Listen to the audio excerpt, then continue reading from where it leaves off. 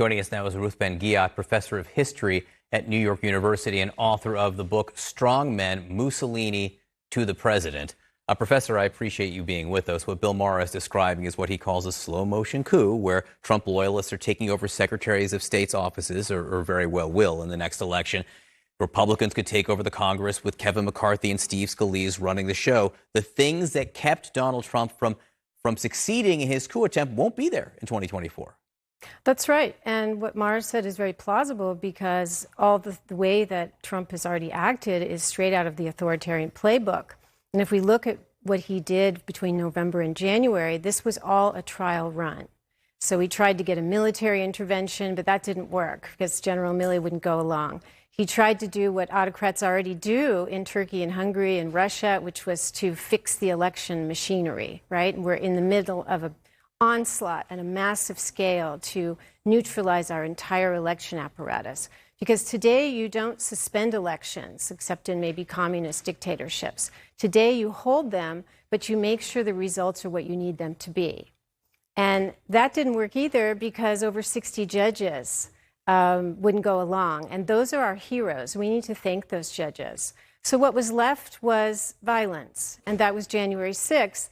And because he couldn't get the armed forces, he had to get like a kind of bespoke custom army together. But all of this was a learning experience and a trial run for the future. Yeah, what do you call a failed coup? Practice. That's right. And what I am struck by is how what Republican observers, the evolution of their commentary on this, from, oh, we're outraged by the coup, to, oh, we're going to look the other way, to, oh, we're actually embracing it and talking about it in glowing terms. Here's the thing. When you have a coup, I'm not surprised there's so much planning. We're learning about so much long-term planning because coups need years or months to be successful. And it's not only because they have to work as an armed operation, but you have to get elites on board to accept the coup.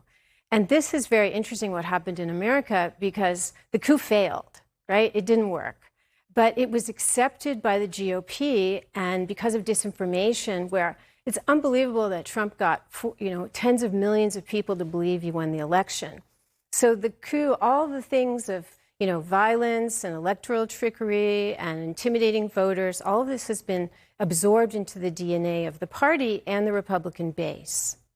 So if it is a break glass moment, do you think it is, as it were?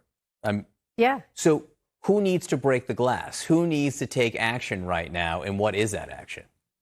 Yeah, so some people say that, voter suppression means that voter turnout doesn't matter, but that's quite defeatist. I think that what we see is voting does matter, and we will need a huge, historically large turnout to compensate for all this election trickery that's going on.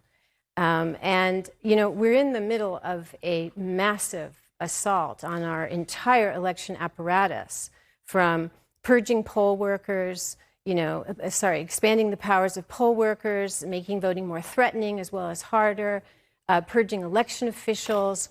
So this is a very organized, well thought out strategy, and we have to be prepared. You've written about authoritarian leaders, dictators or whatnot. Does this resemble anything in the past to you?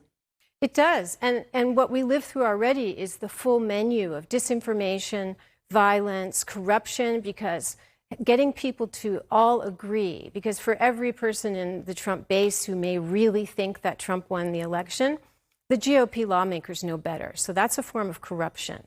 So all of the tools of the authoritarian playbook have been successfully laid out and accepted.